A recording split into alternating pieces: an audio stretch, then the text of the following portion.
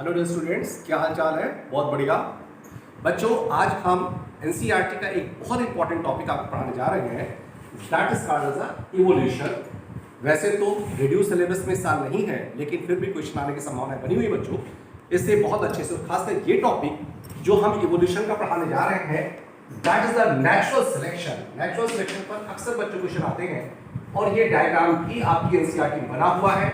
इस डायग्राम पर भी क्वेश्चन आ सकते हैं। और ये जो नेचुरल सिलेक्शन थ्योरी थी बच्चों, that was given by mister Darwin. तो आप इसे डार्विनिज्म या Darwin's theory of natural selection भी कह सकते हो। बच्चों, डार्विन साहब एक बहुत बड़े साइंटिस्ट भी कह सकते हो, आप उन्हें शिप नेचुरलिस्ट भी कह सकते हो, क्योंकि उन्होंने शिप से बहुत दिन तक यात्रा किया था और अपना जो भी ऑब्जर्वेशन था उसको उन्होंने दुनिया के सामने रखा था। लेकिन इवोल्यूशन क्या होता है अगर आपसे पूछा जाए, तो इवोल्यूशन का मतलब होता है सिंपल सी भाषा में continuous progressive change. Continuous progressive change का मतलब ये होता है कि हर चीज आने वाले समय में बदल जाएगी, लेकिन आज से ज्यादा एडवांस होगी, आज से ज्यादा एडवांस होगी। तो that is called progressive evolutionary changes. बच्चों, इवोल्यूशन दौरान जैसा हम लोग आज देखते हैं, आज हम जिस रूप में हैं, इसका मतलब ये रूप हमारा आज जो है वो शुरू में ऐसा नहीं था। यानी इसकी शुरुआत कहीं बहुत पहले, रिमोट समय यानी बहुत पहले हो चुकी थी। एनवायरनमेंट चेंज हुआ, उसके साथ साथ हमारे अंदर एडेप्टेशन हुआ, आज हम लोग इस रूप में आए। और आने वाले समय में भी इवोल्यूशन के दौरान चूंकि एनवायरनमेंट चेंज होता रहेगा, हम लोग एनवायरनमेंट को अडॉप्ट करते रहेंगे और हम लोग के अंदर और चेंज होगा, जिससे आने वाली जो जनरेशन होगी वो हम लोग ज्यादा बेटर एडॉप्टेड होगी, ज्यादा एडवांस होगी और ज्यादा नहीं कह सकते हो। इसीलिए हम लोगों के अंदर चाहे ह्यूमन बीइंग हो, चाहे लोअर एनिमल्स हो, चाहे प्लांट्स हो, इवन बच्चों माउंटेन्स, स्टार्स, रिवर्स, सब में चेंज होता है, because change is the law of nature. तो इवोल्यूशन की डेफिनेशन क्या हुई बच्चों? That's a progressive change from simple to complex. धीरे धीरे सब कुछ बदलती चली जाएगी। इसीलिए डार्विन साहब ने इवोल्यूशन को कहा था डिसेंट विद मॉडिफिकेशन, यानी जो मॉडिफिकेशन होगा वो आज से ज्यादा एडवांस होता चला जाए। क्यों? क्योंकि हर लिविंग ऑर्गेनिज्म अपने एनवायरनमेंट से फाइट करने के लिए उसको एडॉप्ट करेंगे। एडॉप्टेशन के दौरान स्ट्रक्चर में भी परिवर्तन होगा, फंक्शन में भी परिवर्तन होगा और व्यवहार, बिहेवियर फिर चेंजेस आएंगे, जिससे आने वाली चीजें बेटर एडॉप्टेड होती रहेंगी। इसी को सिंपल भाषा में इवोल्यूशन कहा जाता है। बच्चों, डार्विन साहब का जो इवोल्यूशन था वो ग्रेजुअल था, धीरे धीरे था। लेकिन एक साइंटिस्ट थे बच्चों, mister Hugo de Vries. Darwin साहब का इवोल्यूशन ग्रेजुअल था, लेकिन ह्यूगो डी व्रीज साइंटिस्ट जो थे, इनका जो इवोल्यूशन था, म्यूटेशन था, सडन चेंज हो सकता है, जिसे साल्टेशन कहा जाता है। ये क्वेश्चन नीट में पूछा गया है बच्चों, इसे सिंगल स्टेप लॉन्ग म्यूटेशन भी कहा जाता है। तो डार्विन साहब ने बताया कि जो नई नई स्पीसीज बनेंगी वो धीरे धीरे बनेंगी, धीरे धीरे चेंजेस होंगे।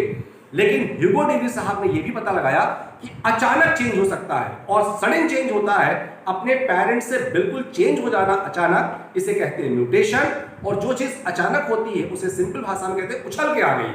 और इसी उछल के आने की वजह से ह्यूगो डी व्रीज साहब का जो इवोल्यूशन था बच्चों, उसे साल्टेशन कहा गया, that is a single step long mutation. ये क्वेश्चन भी बच्चों आपके यहां नीट में पूछा जा सकता है, इसलिए बी केयरफुल। बच्चों, डार्विन साहब 1809 में पैदा हुए थे। इन्होंने जो थ्योरी दिया उसे Darwin's theory of natural selection कहा गया। जरा ध्यान से देखो, ये कुछ डाटा मैंने लिखे हैं। In 1831 at the age of 22 years he sailed on HMS Beagle ship. इसीलिए बच्चों इन्हें शिप्स नेचुरलिस्ट भी कहा जाता है। और लगभग 20 साल तक ये टहले, उसके बाद इन्होंने जो ऑब्जर्व किया था उन सब को, मॉन्यूमेंटल बहुत बड़ा काम किया था, and published his monumental work on the origin of species, कि नई नई स्पीसीज कैसे बनती हैं by natural selection in his book Origin of Species। तो मान लो कभी आपसे पूछा जाए कि Origin of Species बुक किसने लिखी, तो भी आंसर क्या होगा? Mister Darwin. ये जो नेचुरल सिलेक्शन से स्पीसीज बनती बच्चों, that was greatly influenced by Mr. Malthus population article। यानी इसी दौरान इन्होंने बहुत सारे आर्टिकल पढ़े, क्योंकि 20 साल तक ये शिप पर टहलते रहे। तो मिस्टर डार्विन साहब 22 साल की एज में 1831 में एक शिप HMS बीगल, नाम याद रखना पूछा गया है, HMS बीगल शिप से लगभग 20 साल तक पूरी दुनिया को टहलते रहे और इसी टहलने के दौरान बहुत सारी उन्होंने किताबें भी पढ़ी। उसी में एक किताब माल्थस साहब का पॉपुलेशन आर्टिकल भी था और इस आर्टिकल के हिसाब से कि हर लिविंग ऑर्गेनिज्म के अंदर अपने जैसे ऑफ स्प्रिंग प्रोड्यूस करने की जबरदस्त क्षमता होती है, इसलिए पॉपुलेशन बढ़ती है। पॉपुलेशन या तो नॉर्मल तरीके से कंट्रोल की जाती है, नहीं तो नेचर खुद कंट्रोल कर लेता है। इसीलिए नेचुरल सिलेक्शन भी कहा गया कि नेचर खुद भी पॉपुलेशन को कंट्रोल करता है। इसीलिए कई बार बहुत सारी नेचुरल कैलामिटीज भी होती है। तो अगर कभी आपसे दोबारा पूछा जाए किस शिप से गए, HMS बीगल शिप से, कितने साल तक, 20 साल, और 20 साल में जितना इन्होंने ऑब्जर्व किया कि कैसे नई नई स्पीसीज नेचुरल सिलेक्शन के दौरान बनती हैं, उसको अपनी किताब में लिखा और उस किताब का नाम है ओरिजिन ऑफ स्पीसीज। इसी दौरान जब उन्होंने देखा कि नई नई स्पीसीज कैसे बनती हैं, तो इन्होंने जिस आइलैंड पर बहुत दिन तक वर्क किया था बच्चों, उस आइलैंड का नाम है गैलापागोस आइलैंड। गैलापागोस आइलैंड जो कि नॉर्थ अमेरिका के वेस्ट में है, नॉर्थ अमेरिका के पश्चिमी क्षेत्र में और जापान के बीच में। वहां पर इन्होंने कई सालों तक रिसर्च किया था, ऑब्जर्व किया था। वहां पर इन्होंने एक बर्ड को देखा जो ग्राउंड पर रहती थी, छोटी ब्लैक कलर की और सीड ईटिंग थी। यानी गैलापागोस आइलैंड पर इन्होंने एक बर्ड को देखा जो वहां पाई गई थी, वो ग्राउंड पर रहती थी, सीड खाती थी, ब्लैक कलर की छोटी बर्ड थी, जिसे बाद में डार्विन्स फिंचेस कहा गया। और डार्विन साहब ने ऑब्जर्व किया कि उस एनवायरनमेंट के दौरान जितने चेंजेस हुए, फूड की कमी हुई या ज्यादा हुआ या कम हुआ, जो भी जैसा हुआ, उन बर्ड्स ने अपने आप एडॉप्ट किया, यानी नेचर ने उनसे एडॉप्ट करवाया। तो उसमें तमाम तरीके की beaks, shapes of beak change होता गया। क्यों? कुछ सीड ईटर्स थी, कुछ ग्राउंड पे कीड़े मकोड़े खाती थी, कुछ पेड़ पर रहती थी, कुछ इंसेक्टिवोरस थी, कुछ कैक्टस खाती थी, कुछ फ्रूट्स खाती थी। तो जैसा जैसा फूड मिलता चला गया, वैसे वैसे उन्होंने अपने आप को अडॉप्ट किया और उनके बीक के शेप में परिवर्तन होता चला गया। ये डायग्राम भी तुम्हारी एनसीईआरटी में बना हुआ है कि डार्विन्स फिंचेस क्या थी बच्चों, एक ब्लैक कलर की छोटी छोटी बर्ड्स थी जो ग्राउंड पर पाई जाती थी, सीड ईटिंग। उन्हीं से तमाम तरीके के डेवलपमेंट हुए, एडाप्टेशन हुआ, डिफरेंट टाइप की शेप बनी बीक का, जिससे वो जिस तरीके का फूड अवेलेबल हो वैसा खा सकें। ये डायग्राम भी आप अपनी एनसीईआरटी में देख सकते हो, डार्विन्स फिंचेस के different types of shapes of beaks. Clear बच्चों? जिस समय डार्विन साहब गैलापागोस आइलैंड पर अपना काम कर रहे थे, ब्लैक बर्ड से डार्विन फिंचेस कहा गया, लगभग उसी समय ये बात भी तुम्हारी एनसीईआरटी में है, एक दूसरे साइंटिस्ट बच्चों मिस्टर अल्फ्रेड वेलस, ये मले आर्चीपिलागो या मले आर्कीपिलागो आइलैंड्स पर काम कर रहे थे। इन्होंने लगभग वही कंक्लूजन देखे जो डार्विन साहब ने देखे थे एट द सेम टाइम। तो कभी आपसे दोबारा पूछा जाए कि जिस समय डार्विन साहब काम कर रहे थे, उस समय और कौन सा साइंटिस्ट काम कर रहा था, तो आंसर होगा बच्चों मिस्टर अल्फ्रेड रसेल वेलस या अल्फ्रेड वेलस। और किस आइलैंड पर काम कर रहे थे मालूम पूछा जाए, तो मले आर्चीपिलागो आइलैंड पर काम कर रहे थे और लगभग उन्होंने वही सारे कंक्लूजन पाए जो डार्विन साहब ने देखे थे। यानी इन दोनों का नाम काफी आदर से लिया जा सकता है, लेकिन डार्विन साहब का नाम बहुत जबरदस्त से लिया जाता है। डार्विन साहब की जो नेचुरल सिलेक्शन थ्योरी है बच्चों, उसको इन्होंने एक्सप्लेन करते हुए बताया कि नेचुरल सिलेक्शन थ्योरी वो 5 फंडामेंटल चीजों पर आधारित है। Natural selection theory based on 5 fundamental facts. पहला, इनॉर्मस फर्टिलिटी पावर, दूसरा स्ट्रगल फॉर एग्जिस्टेंस, तीसरा सर्वाइवल ऑफ फिटेस्ट, चौथा वेरिएशन एंड हेरेडिटी। और जब ये सारी चीजें हो जाए तो नेचर खुद सिलेक्ट कर लेगा, दैट्स कॉल्ड नेचुरल सिलेक्शन। तो ये सीक्वेंस भी बच्चों तुम्हें याद रखना है। यानी डार्विन साहब की जो नेचुरल सिलेक्शन थ्योरी है बच्चों, वो 5 फंडामेंटल फैक्ट्स पर आधारित है। पहला, इनॉर्मस फर्टिलिटी पावर, यानी हर एनिमल्स के अंदर, इवन प्लांट्स आल्सो, हर एनिमल्स के अंदर अपने जैसे संतान या अपने जैसे ऑफ स्प्रिंग प्रोड्यूस करने की जबरदस्त क्षमता होती है और इसी क्षमता की वजह से पॉपुलेशन बढ़ने के चांसेस होते हैं। That's called enormous fertility power. इनके सीक्वेंस भी याद रखना है। दूसरा, जब पॉपुलेशन बढ़ती चली जाएगी, लोग बहुत ज्यादा होंगे किसी भी स्पीसीज के, तो उनमें फिर क्या शुरू होगा, स्ट्रगल फॉर एक्सिस्टेंस। अब अपने सर्वाइवल के लिए स्ट्रगल। अब स्ट्रगल कितने होते हैं, फूड के लिए हो सकता है, प्लेस के लिए हो सकता है, कहाँ रहे, जीवन के लिए हो सकता है, बचेंगे नहीं बचेंगे, नेचुरल कैलेमिटी होती है, तो कई तरह के स्ट्रगल होते हैं। तो इन स्ट्रगल से बचने के लिए बच्चों उनमें संघर्ष शुरू होता है। That's called struggle for existence, for survival. ये दूसरा स्टेप हुआ। अब स्ट्रगल कितने होते हैं, कंपटीशन करना पड़ेगा। कंपटीशन बच्चों 3 होते हैं। पहला, यहां पर देखो मैंने लिखा है इंट्रा स्पेसिफिक कंपटीशन, अपनी ही स्पीसीज के बीच में कंपटीशन, ये सबसे ज्यादा होता है। जैसे ह्यूमन का ह्यूमन से ही सबसे ज्यादा कंपटीशन है। दूसरा, दो अलग अलग स्पीसीज के बीच में competition, that is called inter specific competition. और तीसरा होता है एनवायरमेंटल कंपटीशन, यानी हमें एनवायरमेंट से भी लड़ना है। बहुत गर्मी पड़ती है, बहुत ठंडी पड़ती है, भूकंप आते हैं, नेचुरल कैलेमिटीज होती हैं, सुनामी आती है, आंधी आते हैं, तूफान आते हैं, तो ये जो नेचुरल कैलेमिटी होती है इससे भी हमें बचाना पड़ता है और इनके बीच में भी आपको सर्वाइव करना है, यानी स्ट्रगल फॉर एग्जिस्टेंस। दूसरा स्टेप हुआ, स्ट्रगल कितने होते हैं बच्चों? 3, इंट्रा स्पेसिफिक मैक्सिमम, दूसरा इंटर स्पेसिफिक, तीसरा एनवायरमेंटल स्ट्रगल जो कि हमें नेचुरल कैलेमिटी से लड़ना पड़ता है। अब तीसरा स्टेप बच्चों सर्वाइवल ऑफ द फिटेस्ट, यानी जो स्ट्रगल करने के बाद आगे बढ़ा, जो बिल्कुल फिट होगा। और फिट कैसा होना चाहिए बच्चों? ध्यान रखना, फिजिकली भी फिट हो यानी शरीर से फिट हो, फिजियोलॉजिकली फिट हो यानी सारे स्ट्रक्चर ठीक से काम कर रहे हो, और बिहेवियरली फिट हो यानी आपका व्यवहार भी अच्छा होना चाहिए, यानी 3 तरीके से फिट होना चाहिए। सर्वाइवल ऑफ द फिटेस्ट, इस शब्द को सबसे पहले बच्चों हर्बर्ट स्पेंसर साहब ने दिया था, जिसको मिस्टर डार्विन साहब ने इंक्लूड किया। चौथा स्टेप है बच्चों वेरिएशन इन हेरिडिटी, अपने पेरेंट्स से जितना डिफरेंस, यानी अपने पेरेंट्स से जो अलग है उसे कहते हैं वेरिएशन। अगर ये वेरिएशन, जितने वेरिएशन वाले कैरेक्टर्स हैं एक पीढ़ी से दूसरी पीढ़ी तक जाते हैं तो नेचुरल है कि वो एनवायरनमेंट के हिसाब से एडॉप्ट करते हुए, जीन्स को चेंज करते हुए आगे बढ़ेंगे। जब जनरेशन टू जनरेशन जाते हैं इसे कहते हैं हेरिडिटी। तो पेरेंट्स से अलग होना दैट का वेरिएशन, और वो कैरेक्टर अगर अगली पीढ़ी चला जाएगा दैट्स कॉल्ड हेरिडिटी। और ये बात बिल्कुल सही है, एनवायरनमेंट से हम एडॉप्ट करेंगे, हमारे जीन्स में चेंज होगा वेरिएशन, और वो अगली पीढ़ी तक चला जाए दैट्स कॉल्ड हेरिडिटी। जब ये सारी चीजें हो जाएगी तो नेचर उन लोगों को सिलेक्ट कर लेगा जो सबसे फिट होंगे, सबसे ज्यादा एक्टिव होंगे, फिजिकली भी, फिजियोलॉजिकली भी एंड बिहेवियरली, इन सबको मिलाकर कहा गया नेचुरल सिलेक्शन। इसका मतलब नेचुरल सिलेक्शन में सबसे बड़ी चीज है that's the power of adaptation. हर चीज से, नेचर से जितने भी स्ट्रगल करने हैं सबसे एडॉप्ट करने के बाद हमें फिट रहना है। तो एक बार फिर समझ लो बच्चों कि नेचुरल सिलेक्शन थ्योरी 5 फंडामेंटल चीजों पर आधारित है। इसका सीक्वेंस याद रखना, ये क्वेश्चन नीट पे पूछा गया है। पहला है इनॉर्मस 5 टू द पावर, दूसरा स्ट्रगल फॉर एग्जिस्टेंस, तीसरा सर्वाइवल ऑफ फिटेस्ट, चौथा वेरिएशन एंड हेरिडिटी, और पांचवा है नेचुरल सिलेक्शन। ये ध्यान रखना बच्चों, और इसी स्टेप में तुम्हें याद करना बहुत आसान है। सबसे ज्यादा लोग ज्यादा होंगे, फिर उनमें स्ट्रगल होगा, फिर जो फिट होगा वो सर्वाइव करेगा, फिर उसमें कैरेक्टर्स अगली पीढ़ी तक जाएंगे, और जब वो सबसे ज्यादा फिट हो जाएगा तो नेचर उसको सिलेक्ट कर देगा और वो सर्वाइव करता रहेगा, अपनी जैसी संतानों की पैदा करने की क्षमता को बढ़ाता जाएगा और पीढ़ी दर पीढ़ी पॉपुलेशन बढ़ती चली जाएगी। क्लियर बच्चों? इन फैक्ट्स के आधार पर होने के बाद डार्विन साहब ने अपना जो कंक्लूजन निकाला उसको एक डायग्राम से भी साइंटिस्टों ने रिप्रेजेंट किया है। तो यहां पर देखो बच्चों टाइप्स ऑफ नेचुरल सिलेक्शन, ये तीनों डायग्राम तुम्हारी एनसीईआरटी बने हुए हैं। पहला डायग्राम ये बना हुआ बच्चों, यहां से ये तीनों स्टेप, पहला, दूसरा और तीसरा। पहले ध्यान से देखो तुम्हारी एनसीईआरटी में क्या कहा गया है। यहां पर एक्स एंड वाई एक्सिस में क्या है?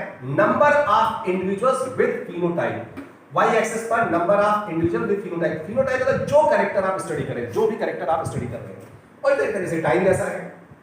यहां देखो बच्चों ये जो ग्राफ बना हुआ है इसमें ये जो पीक वैल्यू दिखाई गई है क्या बनाया गया? Phenotype followed by natural selection, यानी नेचर ने जो भी इंडिविजुअल थे उनकी जिस कैरेक्टर को हम स्टडी कर रहे हैं उसको फॉलो किया। और यहां लिखा हुआ medium size individuals are favourite. इसका मतलब मीडियम साइज, जब साइज की बात आई तो एक्चुअली बच्चों नेचुरल सिलेक्शन थ्योरी ये कहती है कि किसी भी पॉपुलेशन में 3 तरीके के इंडिविजुअल होते हैं on the basis of size. तो तुम्हारी एनसीईआरटी में जो डायग्राम बना है बच्चों वो साइज के बेसिस बना है। वैसे आप कोई भी कैरेक्टर स्टडी कर सकते हो, कोई भी कैरेक्टर स्टडी कर सकते हो, लेकिन जो एनसीईआरटी में डायग्राम है बच्चों वो on the basis of size. तो नेचुरल सिलेक्शन ये थ्योरी कहती है कि किसी पॉपुलेशन में 3 तरीके के इंडिविजुअल हो सकते हैं on the basis of size. पहला मीडियम या एवरेज साइज के लोग हो सकते हैं, दूसरा छोटे स्मॉल साइज के हो सकते हैं, तीसरा लॉन्ग लंबे साइज के हो सकते हैं। यानी यहां जो डायग्राम बना हुआ है बच्चों वो बेसिकली जो दिया है साइज के बेसिस पे दिया गया, लेकिन आप किसी भी फिनोटाइप, किसी भी कैरेक्टर को स्टडी कर सकते हो। पढ़ने वाले बच्चे हैं, नहीं पढ़ने वाले बच्चे हैं, बहुत ज्यादा पढ़ने वाले हैं, कुछ भी कर सकते हो। ये गोरे हैं, ये काले हैं, ये मीडियम है, कुछ भी, कोई फिनोटाइप। यहां जो है डायग्राम वो साइज के बेसिस पर है। अब देखो number of individuals with phenotype यहां दिया हुआ है, यहां पर दिया गया बच्चों कैरेक्टर जो हम स्टडी कर रहे थे साइज। तो मीडियम साइज के इंडिविजुअल्स सबसे ज्यादा पाए जाते हैं।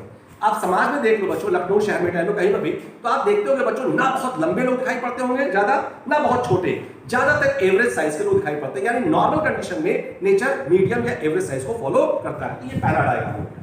लेकिन साइंटिस्टों ने और डार्विन साहब ने जब स्टडी किया तो उन्होंने कहा नहीं, तीन तरीके का सिलेक्शन भी नेचर में देखा जाता है, क्योंकि जब तीन तरह के साइज है तो तीन तरीके के सिलेक्शन भी देखे गए हैं। कौन कौन से? पहला है बच्चों स्टेबलाइजिंग सिलेक्शन, जैसे बैलेंसिंग सिलेक्शन कहा जाता है। दूसरा डायरेक्शनल सिलेक्शन, जैसे प्रोग्रेसिव सिलेक्शन कहते हैं। और तीसरा है डिसरप्टिव सिलेक्शन या डाइवर्सिफाइंग सिलेक्शन। इसका मतलब ये हुआ कि तीन तरीके के individual on the basis of size, इसलिए चाहे नेचुरल एनवायरनमेंट हो चाहे आर्टिफिशियल, ध्यान रखना है क्वेश्चन भी नीट पे पूछा गया है, तो नेचुरल एंड आर्टिफिशियल दोनों एनवायरनमेंट में बच्चों तीन तरीके से नेचुरल सिलेक्शन हो सकता है। पहला स्टेबलाइजिंग या बैलेंसिंग सिलेक्शन हो सकता है। दूसरा हो सकता है बच्चों डायरेक्शनल या प्रोग्रेसिव सिलेक्शन हो सकता है। तीसरा डाइवर्सिफाइंग या कह सकते हो डिसरप्टिव सिलेक्शन हो सकता है। अब तीनों में अंतर क्या है? सबसे पहला डायग्राम देखो, स्टेबलाइजिंग सिलेक्शन, इसे बैलेंसिंग सिलेक्शन कहा जाता है। यहां पर जो ग्राफ बना हुआ है इसकी peak gets higher and narrower, बहुत हाई होती जा रही है और नैरोवर, लेकिन ये फॉलो किसको कर रहा था? देखो मेंटेन्स मीन वैल्यू, यानी मीडियम या average size are form from generation to generation. तो स्टेबलाइजिंग या बैलेंसिंग सिलेक्शन ये कहता है कि अगर सब कुछ नॉर्मल है, तो ज्यादातर मीडियम साइज के लोग ही सर्वाइव करेंगे, क्योंकि वही ज्यादा फिट होंगे और वो अपनी संख्या को बढ़ाते जाएंगे। तो इसमें एनवायरनमेंट में कोई बहुत चेंज नहीं, एक नॉर्मल प्रोसेस चल रहा है, इसीलिए बच्चों इसे कहा गया बैलेंसिंग या स्टेबलाइजिंग सिलेक्शन। और इसका जो ग्राफ होता है बच्चों वो वेल शेप्ड ग्राफ होता है, और लेकिन यहां पे चीज लिखा है average size individuals are selected, आगे does not promotes evolutionary changes, क्योंकि ये जैसा चला आ रहा था वैसा ही चलता चला जा रहा है बच्चों। इसका मतलब इसे इवोल्यूशन में कोई बहुत बड़ा चेंज नहीं हो रहा है, तो आप कह सकते हैं एक नॉर्मल प्रक्रिया है, एक नॉर्मल, इसलिए इसका नाम रखा गया स्टेबलाइजिंग या बैलेंसिंग। इससे बहुत बड़ा इवोल्यूशनरी चेंज आने वाला नहीं है, क्योंकि धीरे धीरे एक ग्रेजुअल अपना नॉर्मल तरीके से चलता रहेगा। दूसरा है डायरेक्शनल या प्रोग्रेसिव सिलेक्शन। इसमें आप ग्राफ देखो बच्चों, तो जो भी कैरेक्टर साइज को हम ले रहे हैं वो एक तरफ शिफ्ट हो रहा है। एरो देखो तुम्हारी किताब में एरो से दिखाई पड़ेगा, एक तरफ शिफ्ट हो रहा, peak shifted in one direction only. इसका मतलब ये हुआ कि जब इस तरह का सिलेक्शन होता है तो जो फिट है, अगर छोटे साइज वाला है तो उनकी संख्या बढ़ती चली जाएगी, या लंबे साइज वाला है तो उनकी संख्या बढ़ती चली जाएगी। इसका मतलब इसमें सिलेक्शन केवल एक डायरेक्शन में होगा, तो जो स्ट्रगल करने के बाद सबसे फिट होगा, चाहे वो छोटे साइज का हो चाहे वो लंबे साइज, कोई एक, उसकी संख्या पॉपुलेशन में बढ़ती चली जाएगी। इसीलिए इसे कहा गया डायरेक्शनल या प्रोग्रेसिव सिलेक्शन। यहां देखो लिखा है in this population changes in a particular direction either small size और लार्ज साइज। क्लियर? या तो स्मॉल साइज संख्या बढ़ेगी या लार्ज साइज की संख्या बढ़ती चलेगी। इसका एग्जांपल इंडस्ट्रियल मेलानिस इन पेपर्ड मॉथ्स, जिसे स्टॉन बिटुलिया सेंट्रिक नेम इसका। ये डायग्राम भी बच्चों तुम्हारी एनसीईआरटी में बना हुआ है कि पेपर्ड मॉथ या स्टॉन बिटुलिया की जो स्पीशीज थी बच्चों, पहले उनका कलर थोड़ा सा लाइट कलर का था, या व्हाइटिश कह सकते हो। जब वो पेड़ ओड़ पर बैठते थे तो उनका कलर दूर से दिखाई पड़ता था, और वहां पर आकर के जो बर्ड्स उनको खाते थे उनको आराम से खा जाते थे। लेकिन आसपास जब फैक्ट्री हुई, उससे बहुत ज्यादा क्या हुआ कि धुआं निकलना शुरू हुआ, तो जब धुआं पेड़ों पर जमा हुआ तो ये पेपर्स मार्क और ज्यादा सफेद व्हाइट या लाइट दिखाई पड़ने लगे, तो बर्ड्स इनको और तेजी से खाने लगी।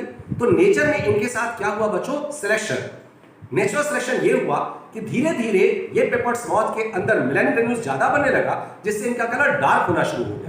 जब डार्क होना शुरू हो गया तो ये पेड़ पत्तियों या डालों पर छिपकर बैठ जाते थे, तो जिससे दिखाई नहीं पड़ते थे, जिससे इनकी संख्या लगातार बढ़ती चली गई, क्योंकि अब बर्ड्स वगैरह इनको नहीं खा पाते थे। तो industrial melanism in peppers moth, that's the best example of directional या प्रोग्रेसिव सिलेक्शन। ये डायग्राम भी बच्चों तुम्हारी एनसीईआरटी में बना हुआ है। तीसरा है बच्चों डिसरप्टिव सिलेक्शन या डाइवर्सिफाइड। इसमें दो पीक बन रही है, आप देखो टू पीक्स आर फॉर्म्ड। ये दोनों कंडीशन, ये सिलेक्शन दोनों कंडीशन को फेवर करता है।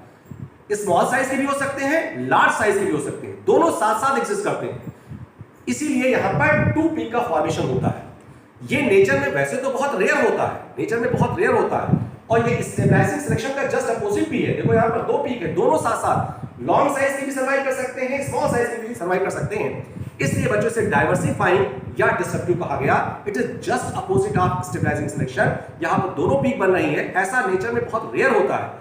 यानी डाइवर्सिफाइंग या डिसरप्टिव सिलेक्शन नेचर में बहुत कम होता है, बहुत रेयर होता है। लेकिन इसका होने का फायदा यह है कि इससे नई स्पीशीज बनना बहुत आसान हो जाएगा, क्योंकि जब दो तरीके के लोग रहेंगे उन्हीं में आपस में इंटरब्रीडिंग होगी, तो कोई नई चीज बनने की संभावना होगी, और नई चीज का बनना यही इवोल्यूशन का महत्व होता है बच्चों। क्योंकि आने वाली चीजें नई होंगी, एडवांस होंगी, ज्यादा डेवलप होंगी, ज्यादा एडॉप्टेड होंगी। तो यहां देखो मैंने लिख दिया है, it is opposite of selecting stabilizing selection, but very important in bringing evolutionary changes and new species can be formed। तो वैसे ही बच्चों अब एक बार फिर से नेचुरल सिलेक्शन 3 हो गए। कौन कौन से? नेचुरल भी अगर आप आर्टिफिशियल करना चाहो तो आर्टिफिशियल भी कर सकते हो। पहला स्टेबलाइजिंग या बैलेंसिंग, इसमें ग्राफ कैसा आता है बच्चों? वेल शेप, एक normal size medium size survive करता है। दूसरा है बच्चों प्रोग्रेसिव या कह सकते हो डायरेक्शनल, इसमें एक ही डायरेक्शन में संख्या बढ़ती जाती है, चाहे वो स्मॉल साइज हो चाहे वो लार्ज साइज हो। और डिस्ट्रप्टिव और डाइवर्सिफाइंग में दोनों पीक दोनों सर्वाइव करते हैं साथ साथ, बहुत रेयर होता है लेकिन नई स्पीसीज बनने के चांसेस काफी ज्यादा होते हैं। इस चीज को आप आर्टिफिशियल माहौल में देख सकते हो बच्चों, कैसे भी मान लो क्लास में नॉर्मल पढ़ने वाले बच्चे हैं, नॉर्मल पढ़ने वाले बच्चे तो नॉर्मल पढ़ाई होती रहेगी, वो जाएगा स्टेबलाइजिंग। कम पढ़ने वाले हैं या ज्यादा पढ़ने वाले हैं, अगर ज्यादा पढ़ने वालों की संख्या बढ़ती जाएगी तो डायरेक्शन हो जाएगा, लेकिन कम पढ़ने वाले भी क्लास में हो, ज्यादा पढ़ने वाले क्लास में बीच में हो, तो उनमें आपस में बहस होने के बाद कोई नई चीज पैदा हो सकती है, और नई चीज पैदा होना इवोल्यूशन के लिए बहुत जरूरी होता है। तो इसीलिए अगर क्लास में डिफरेंट वैरायटी के बच्चे होते हैं तो कुछ नया बनने की संभावना ज्यादा होती है। नहीं तो बच्चों अगर एक ही जैसा होता है तो वो एक नॉर्मल है, अगर एक ही तरफ पढ़ रहा है तो दूसरे छूट जाएंगे, लेकिन अगर दो अलग अलग विचारधारा के लोग होते हैं बच्चों तो कई बार नई चीजें बनने की संभावनाएं काफी ज्यादा होती है। तो that is about the types of natural selection. हमारे पास समझ में आ गया होगा बच्चों। अब अगर एग्जाम्पल पूछा जाए कि एग्जाम्पल्स ऑफ नेचुरल सिलेक्शन, तो ये भी देख लो, पूछे जा सकते हैं। Industrial melanism on peppered moth, sickle cell anaemia, antibiotic resistance in bacteria, resistance of insects to pesticides, pesticides के लिए इनका रेजिस्टेंस होना इंसेक्ट का, इन्फेक्शियस डिसीजेस इन ह्यूमन, ये सब सिंपल भाषा में जो चीज हम एडॉप्ट करके बच जाए वो सब नेचुरल सिलेक्शन का एग्जांपल हो जाएगा। जैसे बच्चों sickle cell anaemia, south African population में सिकल सेल एनीमिया बहुत ज्यादा हुआ तो नेचर में एडाप्टेशन हुआ और आरबीसी का शेप सिकल शेप हो गया, मलेरिया होने के चांसेस कम हो गए। ऐसे ही बच्चों इन्फेक्शियस डिसीज इन ह्यूमंस, आजकल एक बहुत प्रॉब्लम चल रही है कोविड-19। कोविड-19 के सेकंड में बच्चों बहुत लोगों को वायरस शरीर में पहुंचा, धीरे धीरे शरीर उसको क्या कर रहा है? एडॉप्ट कर रहा है, उसके अगेंस्ट एंटीबॉडी डेवलप कर रहा है। तो हो सकता है धीरे धीरे आने वाले 1-2 सालों में, आज कोविड-19 बहुत खतरनाक है लेकिन आने वाले 1-2 सालों में बिल्कुल नॉर्मल बीमारी हो जाए। क्यों? क्योंकि हमारा शरीर क्या कर लेगा बच्चों? उसको एडॉप्ट कर लेगा, उससे लड़ने की क्षमता डेवलप कर लेगा और धीरे धीरे हम फिट होते जाएंगे और एक नॉर्मल बीमारी हो जाएगी। तो हमारे कहां से बच्चों आप सबको नेचुरल सिलेक्शन समझ में आ गया होगा, ये डायग्राम भी समझ में आ गया होगा बच्चों, बहुत इंपॉर्टेंट। फिर किसी दिन बच्चों हम आपको एक और इंपॉर्टेंट टॉपिक पढ़ाएंगे। थैंक यू वेरी मच बच्चों, थैंक यू वेरी मच।